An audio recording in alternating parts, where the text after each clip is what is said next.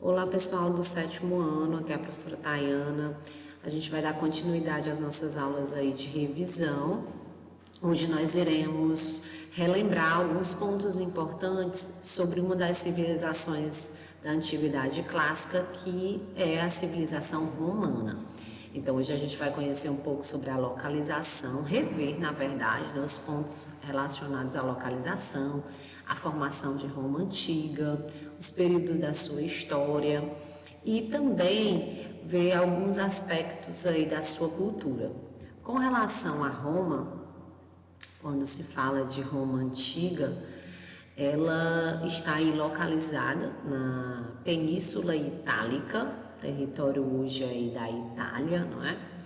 E o seu povoamento, ela se deu com a vinda de povos indo-europeus, povos que vieram aí da região norte, da região central da Europa por volta de 2000 anos antes de Cristo. Que povos foram esses que deram origem a Roma? Os chamados italiotas, os etruscos e os gregos. Outro ponto importante que eu quero salientar a vocês é a localização de Roma. Era muito próximo à Grécia, como vocês estão vendo aí no mapa. Então a gente vai encontrar vários elementos aí da cultura grega presentes na cultura romana, tá? Então, por conta da proximidade, essas duas civilizações elas vão ter um contato direto. Inclusive, Roma vai conquistar a Grécia um pouco tempo aí depois. Sobre a formação de Roma, nós temos aí duas versões. Nós temos a versão lendária, mitológica, que gira aí em torno do mito dos irmãos gêmeos Rômulo e Remo. Rômulo, numa disputa aí com o irmão, teria matado Remo e teria então fundado Roma, tornando-se aí o primeiro rei romano.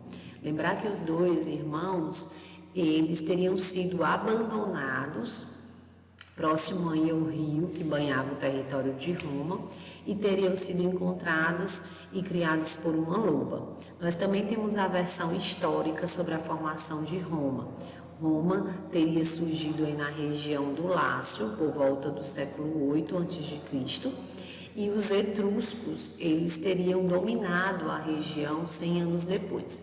Então, lembrem-se, sobre a formação de Roma, nós temos aí duas versões, a versão lendária e a versão histórica. A versão lendária está relacionada aos irmãos Rômulo e Remo, e a versão histórica está relacionada à chegada daqueles povos no território da Península Itálica.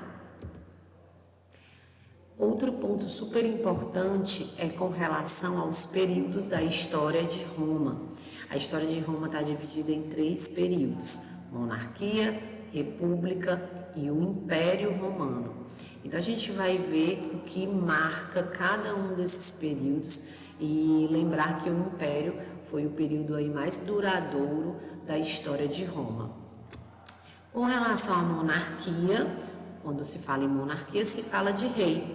Então, durante muito tempo, durante cerca de 250 anos, Roma foi governada por reis. Os últimos reis eram de origem etrusca. O rei, ele tinha poderes executivo, judiciário, ele também intervia na religião. Ao lado do rei governava o Senado. O Senado ficava responsável por criar as leis, legislar, junto com a Assembleia, ou também chamada de Cúria. Porém, vale salientar que o rei ele era escolhido por essa Assembleia e ele tinha poderes limitados. Então, o rei ele não tinha amplos poderes em Roma. Com o passar do tempo, os senadores começaram a se incomodar com a interferência do rei nas decisões políticas. É aí que os senadores decidiram, em 509 a.C., acabar com a monarquia e passarem a governar sozinho Roma. Então, em Roma, o rei era escolhido, não passava de pai para filho. E quem tinha amplos poderes sobre esse rei era o Senado, até que em 509 os senadores resolveram afastar o rei e passaram a governar Roma. Na sociedade romana, nesse período, era dividido em 4 grupos. Nós tínhamos os patrícios. Patrícios vem de pai, de patriarca, de pater. Eles seriam aí originários dos primeiros povos fundadores de Roma. Eles serão os grandes donos de terra. Abaixo deles nós tínhamos os clientes. Esses clientes eles dependiam dos patrícios, na verdade eles trabalhavam para os patrícios em troca de proteção. Tínhamos também os plebeus, que eram a grande maioria da população, porém eles não tinham nenhum direito político.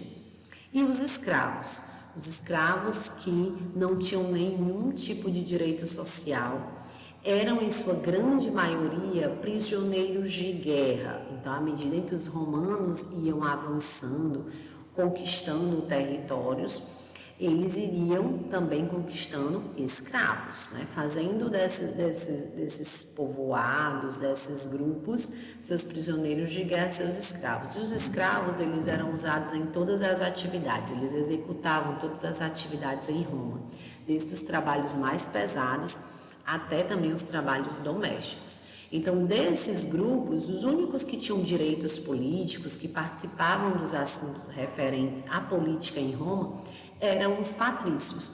Mesmo os plebeus, que eram grande maioria da população, não tinham nenhum direito político, não participavam dos assuntos relacionados às decisões políticas. Nós vamos ter aí a República, né? Como eu tinha comentado anteriormente com vocês, os senadores romanos decidiram por fim a monarquia e eles passaram a governar sozinho Roma. Os senadores eles eram escolhidos entre os patrícios. Novamente, somente esse grupo detinha direitos políticos.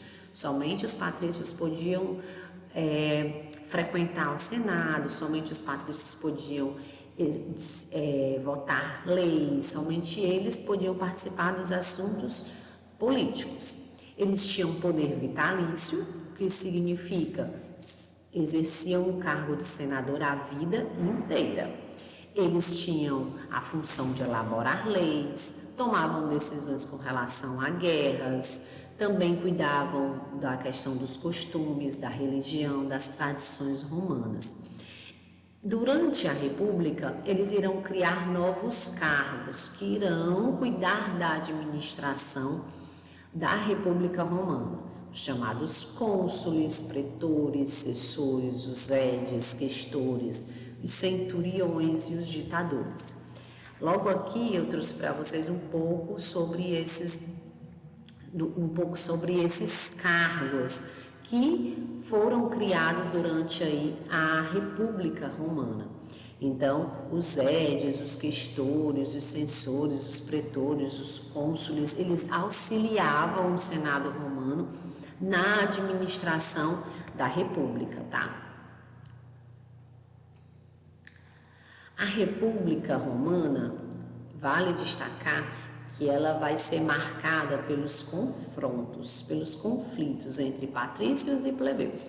Patrícios, eles eram donos de grande parte das terras e eles detinham também poderes políticos. E os plebeus, eles eram os pequenos produtores e não tinham direitos políticos. Então, os plebeus, eles passaram a reivindicar mais participação política em Roma. Muitos ameaçaram abandonar o exército, ameaçaram abandonar Roma, se os patrícios não concedessem alguns direitos, algumas leis a eles. Então, esse movimento dos plebeus acabou trazendo grandes vitórias para eles, como a criação de um tribuno da plebe, onde eles poderiam participar da política. A gente vai ter a lei das 12 tábuas, leis escritas que regulavam os direitos dos plebeus, direitos de família, de propriedade. A lei de Canuleia, que passava a permitir o casamento entre patrícios e plebeus. E eles também conquistaram o direito de eleger um representante plebeu para o cargo de cônsul. Outra grande conquista foi o fim da escravidão dos plebeus por dívidas. Então, durante a República, a gente vai ter um avanço nessa participação dos plebeus nas questões políticas. Durante a República, a gente também vai ter uma expansão muito grande do território de Roma. Os romanos vão conquistar muitos territórios fora da Península Itálica, vão se envolver em conflitos contra os cartagineses na famosa Guerras Púnicas pelo controle aí do mar Mediterrâneo.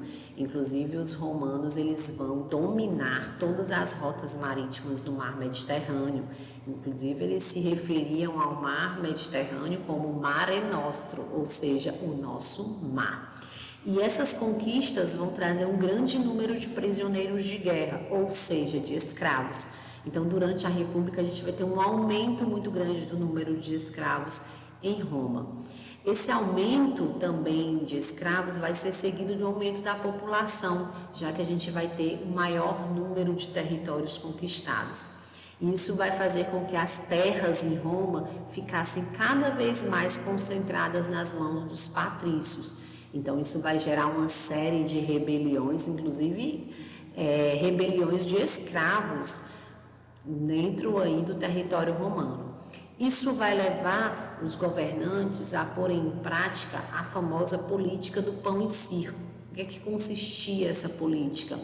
Os governantes romanos cediam pão, trigo para a fabricação de trigo para a fabricação de pão e espetáculos de graça, espetáculos gratuitos para a população se divertir. E dessa maneira eles buscavam evitar qualquer tipo de crítica, revoltas, protestos contra o seu governo, tá? Contra a sua administração.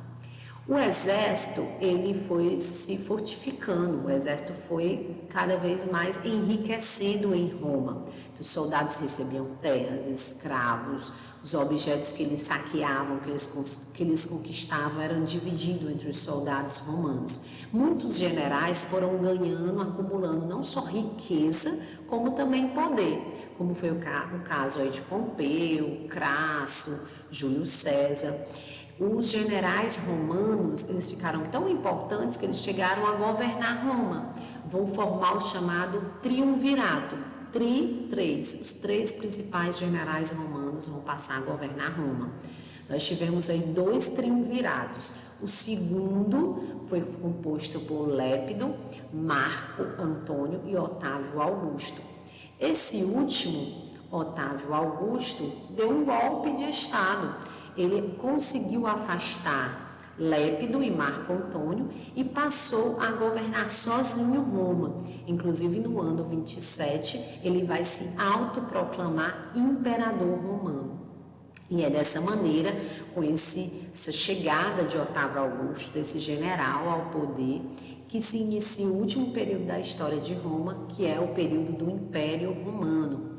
Durante o seu governo, Otávio vai realizar várias obras públicas, construir estradas, distribuir terras aos soldados, vai estimular o comércio, a agricultura. Então vai ser um período de instabilidade, um período de grande crescimento, de paz em Roma, tanto que é chamado de período de Pax Romana, ou seja, um período de paz, um período um período estável. Com o passar do tempo, o Império Romano começou a sofrer uma série de dificuldades, como eles acabaram não conquistando mais tantos territórios e isso acabou gerando uma falta de escravos. A corrupção também entre os membros de governo, os gastos excessivos, as ameaças às invasões nas suas fronteiras pelos chamados povos bárbaros, Tudo isso acabou repercutindo de uma maneira negativa dentro do Império. Uma das soluções dos imperadores para tentar acalmar esse momento de crise foi dividir o Império Romano em 2 partes. A gente vai ter o Império Romano do Ocidente, com a sede em Roma, e o Império Romano do Oriente, com a sede em Constantinopla, a atual Turquia. Outro ponto importante foi o avanço do cristianismo. Então, o cristianismo começou realmente a avançar entre os romanos e os romanos começaram a deixar de cultuar o imperador como um deus. E para piorar mais ainda a situação do império, começou a ocorrerem com mais frequência as invasões ao seu território dos povos germânicos. E esses invasores acabaram provocando a fuga dos romanos para o interior. Isso a gente chama o processo de ruralização. Vai dar início, então, à formação do período medieval, o início da Europa feudal. Tanto que o ano 476, ele é tido como o ano que marca o fim do Império Romano. É quando os povos germanos éromos invadem a capital Roma e decreta-se o fim de Roma. Só para a gente finalizar alguns pontos com relação à cultura romana, destacar a religião. Por influência dos gregos, eles vão cultuar vários deuses, inclusive os deuses gregos vão ser cultuados em Roma, eles vão ganhar nomes latinos, né? Outro ponto importante é que durante o Império, já no finalzinho do Império Romano, eles vão passar a adotar o cristianismo. Uma das grandes contribuições de Roma para a nossa cultura, a cultura ocidental, é o direito romano, que inspirou o conjunto das nossas leis, né? Como também o idioma, o latim, que era a língua oficial do Império, acabou sendo a base para outras línguas, como o português, o francês, o inglês, o espanhol e tantas outras. Um destaque para a arquitetura, né, e as grandes obras aí de Roma, como os aquedutos que levavam água, as bicas, as fontes que existem até hoje em Roma, esse sistema que percorria todo o território. Inclusive, uma prática muito recorrente entre os romanos era o banho, né, os banhos públicos, era uma prática comum entre as principais cidades do Império. Uma das suas maiores obras, o Coliseu, onde ocorriam aí as peças teatrais, as corridas de bigas, né, as lutas entre os gladiadores, as caçadas, era o principal evento, a principal diversão entre os romanos. E destacar aqui a rede de estradas que foram construídas ao longo aí dos governos romanos. Então, é por conta dessas grandes estradas que se tem a tradição de expressar todos os caminhos, né, levam a Roma, porque o território romano possui uma ampla rede de estradas, justamente que ligavam as diversas partes do império. E é isso, pessoal. A gente fez aí uma revisão sobre os principais pontos que estão referentes, né, à história de Roma. Lembrar que Roma e Grécia fazem parte daquilo que nós chamamos de civilizações do Crescente Fértil. Então, até o nosso próximo encontro. Bons estudos para vocês.